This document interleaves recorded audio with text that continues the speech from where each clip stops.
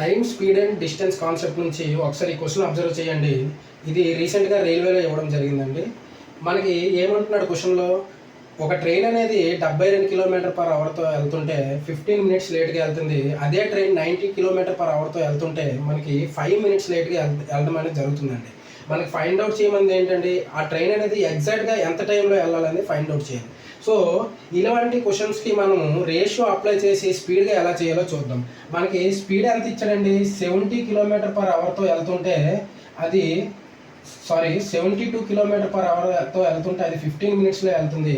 అదే 90 km/hతో వెళ్తుంటే 5 మినిట్స్ లేట్గా వెళ్తుందండి. సో ఈ స్పీడ్కి మనం ఒకసారి చూస్తే కనుక ఇది 18/4 కట్ అవుతుంది, ఇది 18/5 కట్ అవుతుందండి. సో మనకి స్పీడ్ రేషియో ఎంత వచ్చింది, 4:5 అండి.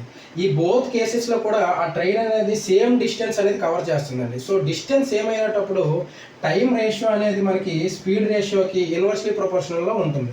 సో ఇక్కడ టైం రేషియో ఏమవుతుందండి, 5:4 అవుతుంది. సో ఇక్కడ టైం డిఫరెన్స్ మీరు అబ్జర్వ్ చేసినట్టయితే టైం డిఫరెన్స్ ఎంతండి, 1. అదే ఇక్కడ టైం డిఫరెన్స్ ఎంతండి, 10 అండి. ఇక్కడ టైం డిఫరెన్స్ ఎంత వచ్చింది, 10. సో ఇక్కడ 1 వాల్యూ అనేది 10కి సమానమైనప్పుడు ఇక్కడ 5 కూడా ఇంటూ 10 అవుతుంది. సో ఇక్కడ మనకి 50 మినిట్స్ అనేది రావడం జరుగుతుందండి. సో 50 మినిట్స్ అనేది మనకి ఎగ్జాక్ట్ టైం కాదండి.